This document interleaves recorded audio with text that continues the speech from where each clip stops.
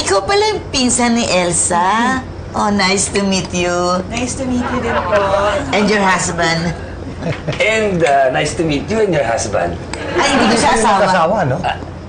Ganun ba? Pero bagay kayo, ha? Ay, excuse me. No way. Well, anyway, Elsa, kaya kami nandito ni Tommy. Nagbabahay-bahay kami dito sa village natin, inviting everybody na kung maaari sana to attend the seminar regarding proper garbage disposal.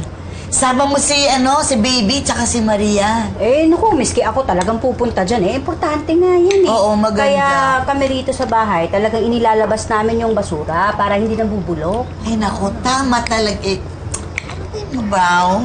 Patrick! Anong kinakain mo? Lumabas ka muna. Nadidistract ako. Ang lakas ng amoy. Oo nga, pero masarap yan, ha? Pahingi nga lang. Mimi, ayaw mo na ito. Sarap-sarap na ito. Ayan na. Oo, alam ko lasa niyan. Kumakain ako niyan. Pero pag hindi ako kumakain, ayoko. Anong baho? Sige. Okay. Wait. Di mo ako. Pahingi yan. Okay. Mabalik tayo dito sa ating garbage disposal na to. Ano ba yun?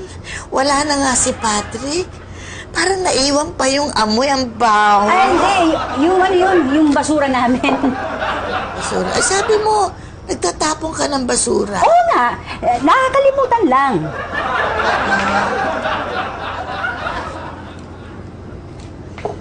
Honey, sa'yo na rin yung kape ko. Medyo sinisikmura ako,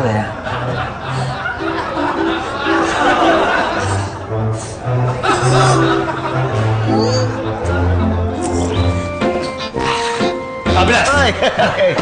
Jogging tayo para pagpawisan naman tayo ng konti. Papapawis ka, wag na. Oo? Bakit? Hindi, ibig sabihin, wag masyado. Kasi, iba init ng araw ngayon, baka ma-heat stroke ka. Pagka pinagpawisan ka ng todo, baka magkasakit kami. Magkasakit ka. Hapo na naman. Hindi, ganun din, yung singaw ng kalsada. Salamat sa pag-alala mo. Alam mo, napakabait mo talaga. Pero, alam mo, sanay na ako dyan. Sanay na ako pawisa, sanay na ako sa init. Ikaw sanay, kami hindi. Ano ka ba? Hindi, kung hindi ka mapipigilan, sige, mag-jogging ka na, papawis ka na. Mabuti na samahan mo na ako kasi hindi ko alam itong lugar na to. Baka maligaw pa ako Si Robert, kabisado niya itong lugar dito. Samahan mo siya, ha? Akala ko po unahin ko yung paglinis ng kotse. Ay, hindi na. Samahan mo na lang siya at magbihis ka na. Para samahan mo si Bilas. Gusto mo, habang nagbibihis siya, ako na muna maglilinis sa auto mo. Hindi, okay na. Okay, maganda itong auto mo. Ano yung brand mo? Ano to, yung luma, Ulay, no?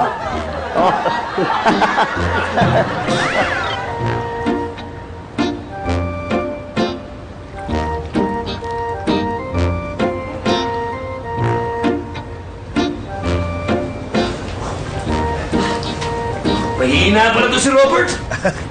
Dami pala kayo pinapawisan. Wala na. Nahilo na agad. Hindi naman ako masapagod po, nahilo Nahilo po ako Nahilo sa init. Siguro mainit kaya ka nahilo, no? Hindi sir, nahilo po ako Hindi, baka maganda para mawala yung hilo mo. Maligo ka muna. Ligo ka muna. Sige na. Ikaw, Charlie. Gusto mo maligo? Magandaan yan. Idea. Sige, maligo ka na. Para... Robert, pero bahala maglinis ng pool pagkatapos nyo, ha? Tambakan mo ng chlorine.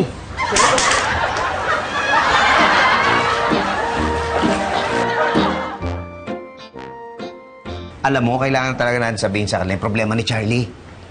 Wala na ba ibang paraan? Wala na.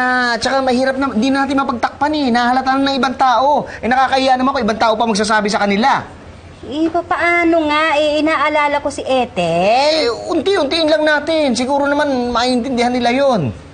Ay, suportahan namin kayo. Oo nga po, sir. Alam niyo rin? Oo, tuwing naamoy ko kasi si Tito Charlie, naliligo ako. Akala ko kasi ako'y mabaho Siya pala. Ako nga, akala ko, durian yung naaamoy ko Ako nga po, kala ko ulam Ulam, pagkain na naman. Opo, nung una nga po, naglaway pa ako Ay!